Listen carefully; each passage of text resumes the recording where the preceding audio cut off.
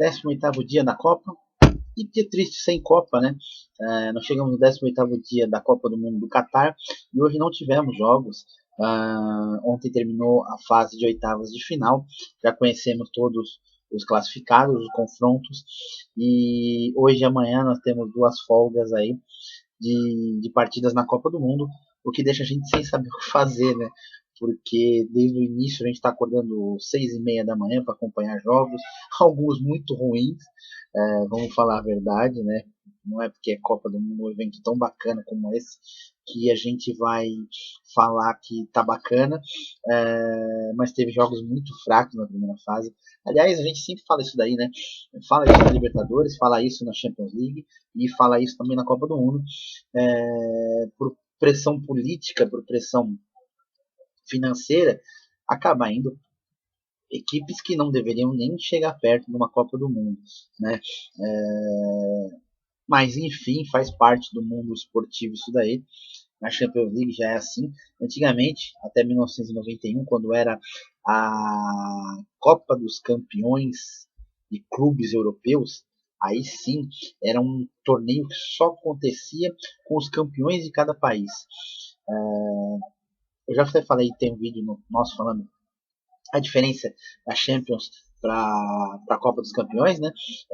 E a diferença é isso daí. Hoje é uma carteirada política onde você tem equipes realmente muito fracas jogando a pré-Champions, depois até na fase de grupos de Champions, porque a pré-Champions acaba dando algumas zebras, como na época também da Copa dos Campeões dava, como o Malmo disputando uma final, Clube Bruges sendo campeão, né?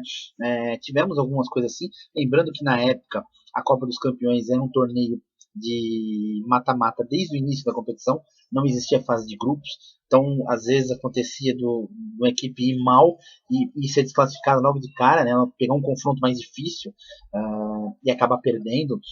Então isso daí corria muito naquela época. Hoje já corre um pouquinho menos, embora como o futebol tenha se globalizado e tenha diminuído essas diferenças entre eles, acontece uma zebrinha ou outra ainda, né? Copa do Mundo também, quando eram 16 equipes, era um torneio muito mais forte, muito mais equilibrado, só equipes da nata mesmo que se classificavam. Depois passou o torneio para 24 equipes, ainda assim mantiveram um pouco o equilíbrio. Quando passou a ser 32, já começou a ter umas equipes um pouco mais fracas, porque você abre mais leque para outros continentes, e aí a classificação é iminente, né? Antigamente tinha continente que não tinha vaga direta. O único continente hoje que não tem vaga direta para a Copa do Mundo é a Oceania, né? E esse não tem nenhuma vaga direta, ele tem que passar por uma repescagem. E antigamente não, antigamente tinha CONCACAF passava por repescagem, Ásia passava por repescagem, Oceania, então você tinha bastante continente que passava por repescagem, né? Até algum continente africano também passava por repescagem. 24 equipes dava aquele pequeno problema que tinha que classificar 4 equipes, os 4 melhores terceiros colocados. E aí, por exemplo, acabavam uns confrontos muito interessantes antes do esperado, né? Como na Copa de 90, que a Argentina não foi bem na primeira fase, acabou sendo um dos terceiros colocados mais bem classificados e caiu justamente com o Brasil nas oitavas de final. Acabou eliminando o Brasil num lance genial do Maradona. E isso acontecia muito. A partir de 98, 32 seleções, colocou ponto final nessa classificação dos melhores terceiros colocados. 8 grupos com 4 equipes, 2 classificados. Dava número certinho de oitavas de final, quartas de final, semifinal, final. A partir da Copa que vem, 48 seleções, ainda não está definido como vai ser, né? Enfim, a fórmula de disputa vai ser uma disputa bem bizarra e vai colocar mais seleções fracas para disputarem a competição, já que, por exemplo, o país sede tem classificação direta. Nós vamos ter Canadá, Estados Unidos e México já classificados, já são os 3 classificados para aquela Copa, então vão ter 45 países para buscar a classificação. Vamos ver o que vai ser isso daí. A FIFA não conseguiu a aprovação da Copa a cada 2 anos. O argumento é que o Infantino está tentando para convencer para a Copa de 2 anos é que, por exemplo, a Champions League, a final da Champions League tem todo ano. O Super Bowl tem todo ano, né? E a Copa acontece de 4 em 4 anos. Outro argumento que ele usa é que tendo essas competições todo ano, você não enjoaria de ter uma Copa do Mundo, que foi que algumas pessoas falavam que a Copa do Mundo poderia perder a graça se fosse a cada 2 anos. Outro argumento que ele usa bastante é que alguns jogadores têm um ciclo de Copa do Mundo muito longo, 4 anos. Tem jogadores que não conseguem jogar em alto nível 2 Copas do Mundo e uma Copa a cada 2 anos colocaria jogadores mais alto nível disputando a Copa do Mundo mais vezes, né? Você tem algumas raras exceções. Pelé disputou 4, não quis a quinta. Você teve o goleiro mexicano Carvajal, foi o primeiro a disputar 5 Copas do Mundo. Walter Matheus foi outro que disputou 5 Copas do Mundo. Agora Cristiano Ronaldo chegou à quinta Copa do Mundo, né? Você tem alguns jogadores aí, mas são raríssimas exceções. No mais são 3 Copas, 3 ciclos de Copa que já dariam 12 anos, né?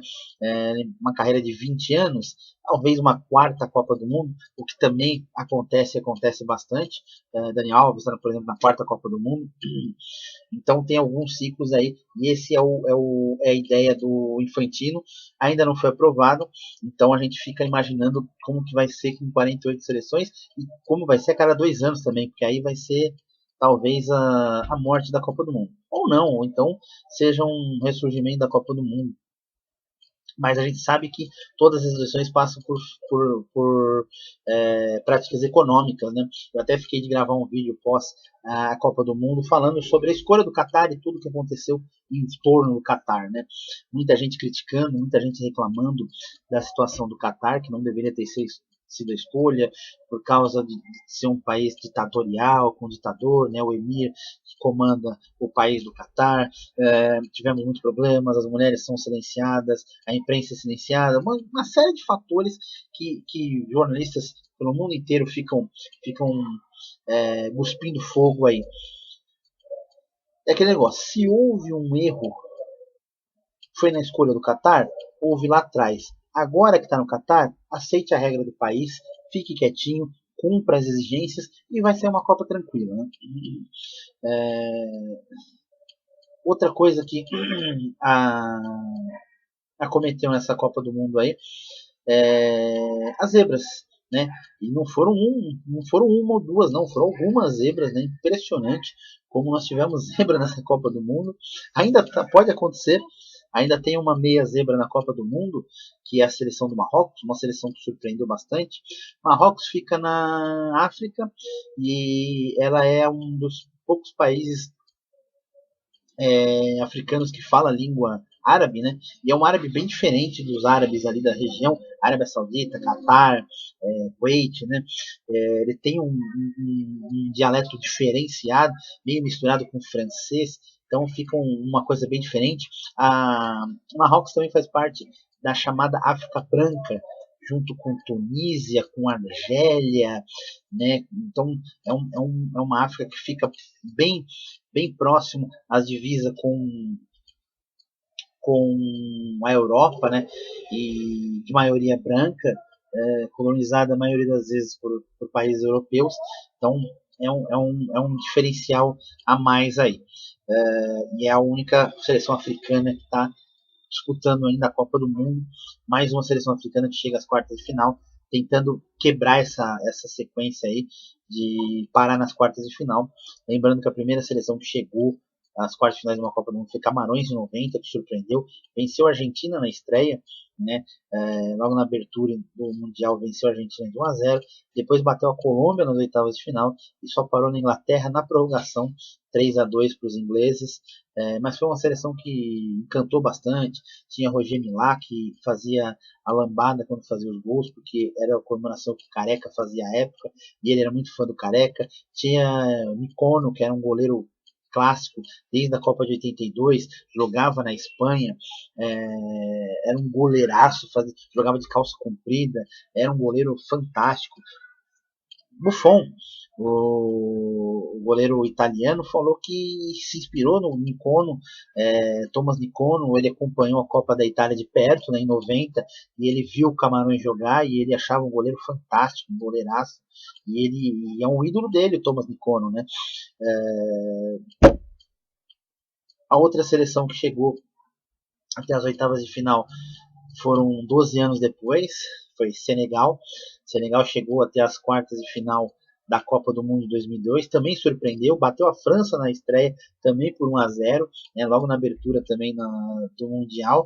A França, que era atual campeã mundial em 2002, chegou a bater a Suécia nas oitavas de final e parou nas quartas de final para a Turquia, que viria a perder para o Brasil na semifinal. A Senegal, que estaria no caminho do Brasil se tivesse classificado para aquela semifinal. Depois, 8 anos mais tarde, uma Copa no continente africano, as chances africanas aumentavam muito, né, no seu continente, com um deslocamento mais fácil para torcidas africanas, né? E Gana foi o time que surpreendeu, chegou até as oitavas de final, ficou um pênalti da semifinal, enfrentava o Uruguai, o jogo seguia empatado em 1-1, pênalti no último lance do jogo, um bate-rebate na área do Uruguai, o Muslera sai mal, cabeçada do jogador de Gana, e o Soares defende a bola com a mão, foi expulso, foi marcado pênalti. Asamoah Gyan, que era o craque daquela seleção, Asamoah Gyan, que jogou na seleção ganesa, né, enfrentou o Brasil em 2006 nas oitavas de final. Era um grande centroavante, um grande atacante, muito rápido, muito habilidoso, forte fisicamente. Bateu no travessão, jogou fora a chance da classificação. Na prorrogação, o jogo seguiu empatado em 1-1, e nas penalidades o Uruguai acabou ganhando e eliminando a Gana das oitavas de final, né, das quartas de final, impedindo Gana de chegar à semifinal, que jogaria contra a Holanda. Também seria uma oportunidade de uma equipe africana enfrentar o Brasil. Em 2002, Senegal estava no caminho do Brasil, e em 2010 também o Brasil tinha sido eliminado pela Holanda, e se o Brasil passasse pela Holanda e Gana passasse pelo Uruguai, a semifinal seria Brasil e Gana. Então seria mais uma chance de um africano. Isso acontece 12 anos depois de Gana. Marrocos chega aí.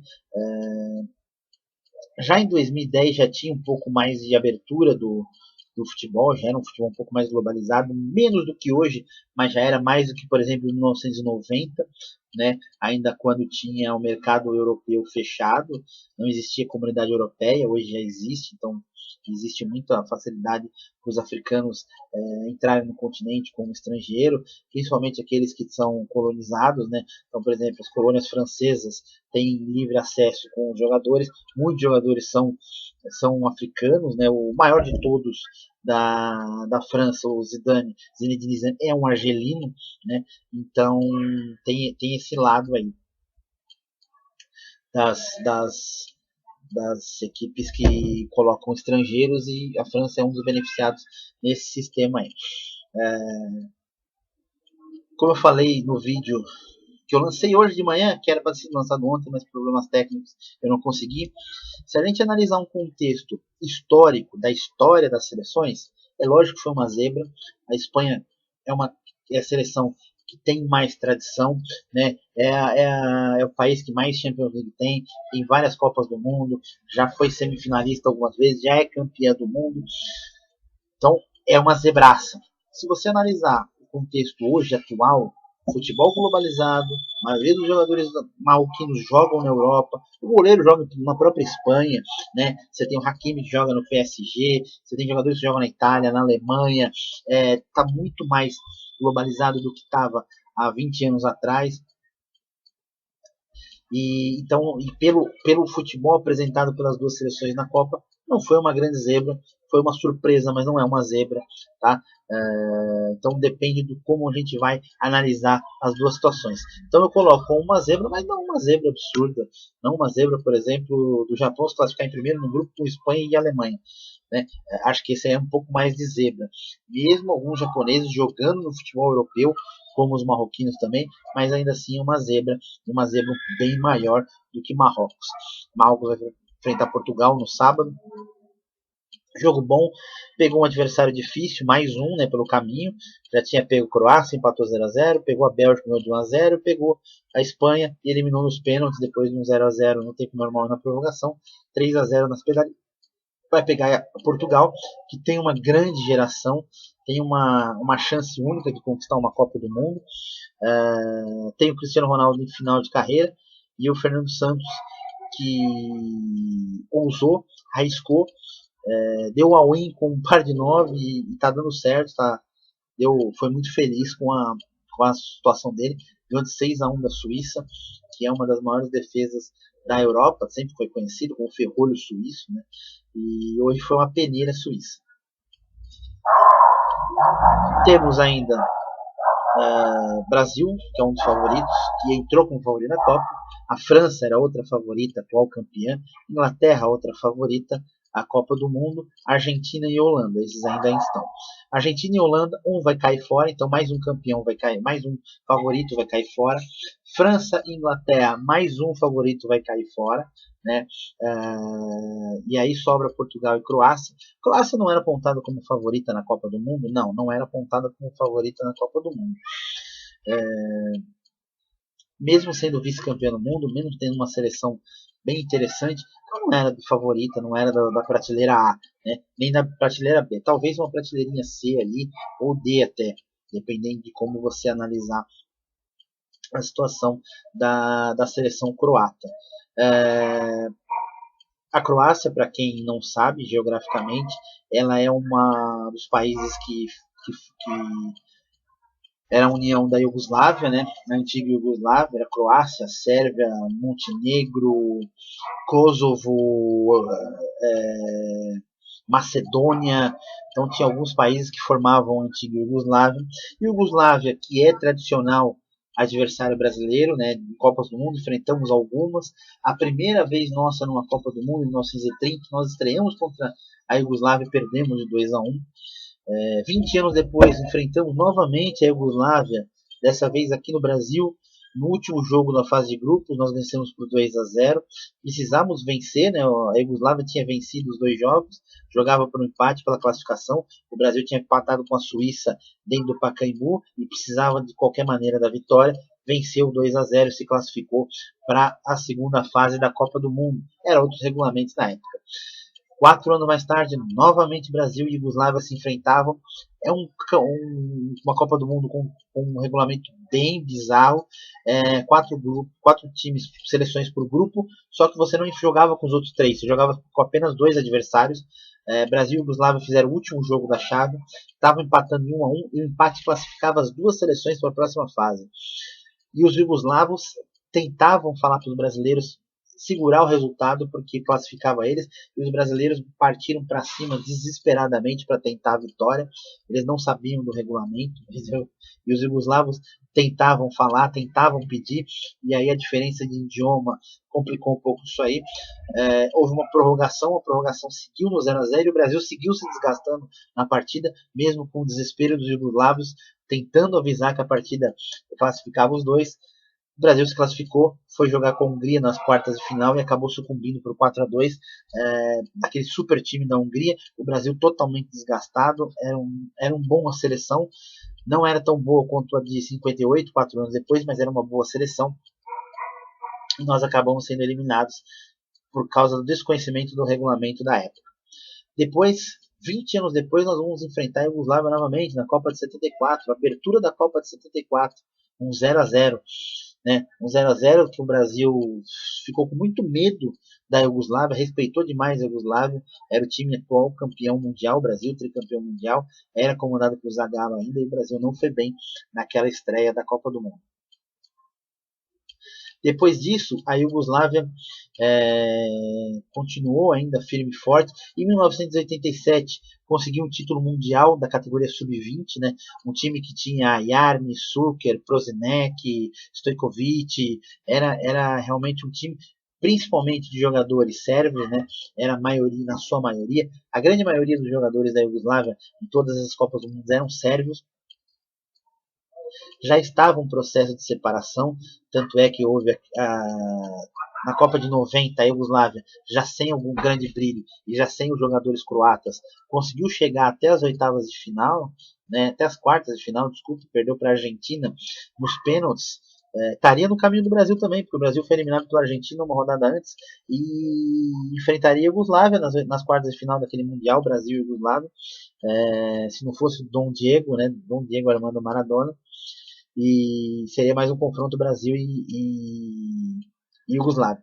A Iugoslávia, que estourou a guerra em 91, né, no final de 90 e início de 91, a Iugoslávia que estava classificada para a Euro 92, a UEFA acabou punindo a Iugoslávia, fazendo uma sanção punitiva para a Iugoslávia, porque já estava uma guerra separatista e acabou ficando fora daquela Eurocopa. Quem conseguiu entrar no seu lugar foi a Dinamarca, que mesmo ganhando a vaga da Iugoslávia por causa da guerra de Sarajevo, foi campeã daquela Euro 92. Foi as histórias que o futebol reserva pra gente. Mais um vídeo que está na fila aí pra gente falar sobre isso daí. Conseguiu a separação, a Croácia, né? A Croácia conseguiu, foi o primeiro país que se separou da República da Iugoslávia. Em 1998, pela primeira vez a Croácia jogou uma Copa do Mundo. Croácia e Iugoslávia jogaram aquela Copa do Mundo. A Iugoslávia com jogadores sérvios e montenegrinos, né? Eles entraram em campo. A Croácia chegou até as semifinais com a França. A Iugoslávia parou nas oitavas de final, acabou perdendo para a Holanda, né, naquele Mundial. E a Croácia conseguiu, na sua primeira Copa do Mundo, chegar em terceiro lugar. Estava ganhando da França de 1-0 até o finzinho, quando o Thuram fez 2 gols. Mas na decisão de terceiro lugar venceu a Holanda e acabou ficando com o terceiro lugar naquela Copa do Mundo. Em 2006, a Sérvia e Montenegro jogaram como um país, né? Jogaram juntos aquela Copa do Mundo, Sérvia e Montenegro, e a partir de 2018 a Sérvia já entrou sozinha e aí sim enfrentou o Brasil. Em 2006 foi a primeira vez que Brasil e Croácia se enfrentaram numa Copa do Mundo, logo na estreia do Brasil naquela Copa. O Brasil venceu 1-0 o gol do Kaká, né? 8 anos depois, novamente Brasil e Croácia se enfrentaram na Copa do Mundo do Brasil, abertura do Mundial. O Marcelo faz um gol contra, abrindo o placar. Foi o primeiro gol da Copa do Mundo, primeiro gol contra da Copa do Mundo, e o Brasil virou. Ainda no primeiro tempo, Neymar fez 1-1 e o Oscar acabou virando para 2-1 no primeiro tempo ainda. No segundo tempo, o juiz japonês inventou um pênalti no Fred, que não aconteceu nada. No Brasil, que não tinha nada com isso, Neymar fez o 3-1 e a vitória brasileira de 3-1 logo na abertura do Mundial de 2014. Em 2018 foi a vez da Sérvia. Lembrando que a antiga Iugoslávia jogava com a maioria dos jogadores sérvios, né? E foi a primeira vez que o Brasil e Sérvia se enfrentaram numa Copa do Mundo.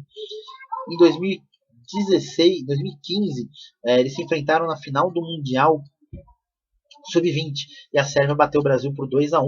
Um time que tinha Gabriel Jesus e Malcolm, atacante que é revelado pelo Corinthians, que hoje joga no Zenit. Era a dupla de ataque da seleção brasileira daquele Mundial, que fazia uma sensação, estava jogando muito bem, mas acabou perdendo para a Sérvia, que tinha um timaço. Um time que é praticamente base desse que jogou essa Copa do Mundo de 2022. Em 2018, nós caímos no mesmo grupo. No segundo jogo, o Brasil tinha empatado a primeira rodada com a Suíça 1-1, enfrentou a Sérvia e ganhou de 2-0. Gol de Paulinho e Thiago Silva. E esse ano, mais uma vez, Brasil e Sérvia. Aliás, o grupo Brasil, Sérvia e Suíça era praticamente o mesmo grupo da Copa passada.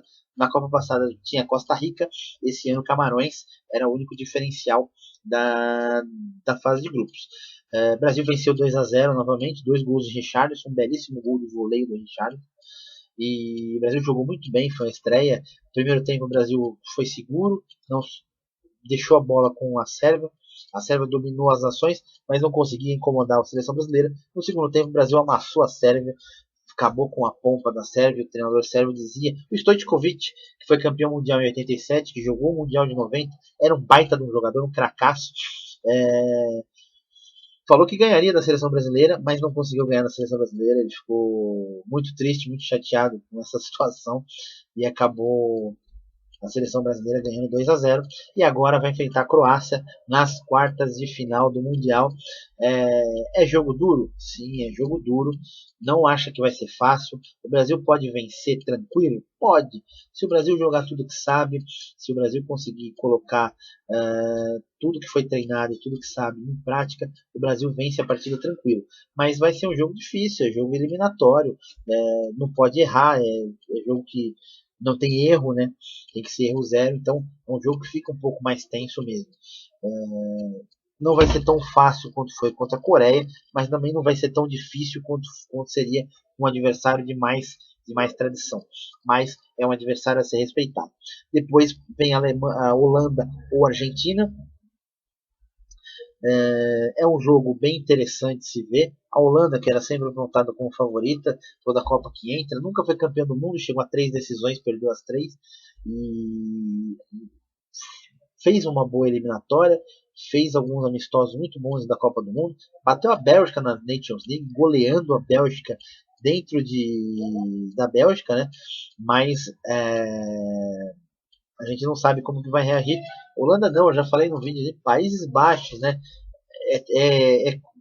Da vida inteira aprendi que é Holanda, então é difícil a gente agora, o macaco velho, né, 41 anos de idade, tentar aprender de novo é um pouco complicado. Vamos tentar aqui. Países Baixos e Holanda. Tá vendo como é difícil? Países Baixos e Argentina. A Argentina que também não está fazendo uma grande Copa do Mundo, depende muito de Messi e de Maria. No jogo anterior, nas oitavas, o Di Maria não jogou, o Messi teve que jogar sozinho. A Argentina chegou a vencer, venceu por 2-1, mas não foi um bom jogo. A Austrália entregou um gol de bandeja, o goleiro deu um gol de bandeja para eles, e no finalzinho ainda perdeu alguns gols. A última chance que o atacante ficou cara a cara com o goleiro argentino e acabou perdendo. Então é um jogo muito aberto, né? Muito difícil de se imaginar como que as duas seleções vão se comportar se não estão fazendo um bom mundial. Acredito que pelo individual do Messi ainda possa fazer diferença e a Argentina vença, mas não vai ser um jogo fácil nem para a Argentina nem para a Holanda. Acredito em Brasil e Argentina nessa semifinal, vai ser um grande jogo e vamos lá que o Brasil vai ser campeão do mundo esse ano. Eu estou falando isso nessa tecla, não tenho bola de cristal, não sei, não vi, não sei nada disso aí. Eu só sou um torcedor e é funcionário de futebol. Acho sempre que vai vencer, mas das últimas Copas eu acho que essa é que o Brasil tem mais condições de vencer depois de 2010. Né? A Copa de 2010 era muito fácil o Brasil vencer, foi uma Copa muito estranha. Tanto é que a Espanha, que foi campeã mundial, perdeu na estreia para a Suíça de 1-0. Foi a primeira vez que um campeão mundial perdeu na estreia. Depois não fez grandes jogos. Nas quartas de final quase caiu para o Paraguai. O Paraguai teve chance de matar o jogo na prorrogação com pênalti para o Cardoso. Cardoso perdeu. Depois de perder o pênalti, o Cardoso teve outra chance de clara de gol. A Espanha foi lá, fez 2-1 e acabou se classificando para a semifinal. Na própria final, a Espanha não jogou bem. A Holanda teve 3 chances cara a cara com o Casillas e o Robin perdeu as 3. O Robin também sentiu aquela decisão, mas enfim, isso faz parte do futebol, faz parte da situação e a gente tem que analisar aí o que pode acontecer. Acredito que o Brasil se classifique contra a Croácia, acredito que a Argentina passe pela Holanda e acredito que o Brasil chegue à decisão batendo a Argentina na semifinal, o que também não vai ser um jogo fácil, vai ser a primeira pedra no sapato brasileiro nessa Copa do Mundo, tá? Amanhã, mais uma vez, nós não temos jogos. Vamos falar um pouquinho dos outros jogos das quartas de final, que está do outro lado da chave, que são Marrocos e Portugal, França e Inglaterra, tá? Lembrando que quem não se inscreveu no canal, não se esqueça, só se inscrever clicando aqui embaixo, ative o sininho, dê um like, ajude compartilhando nossos vídeos. Até amanhã.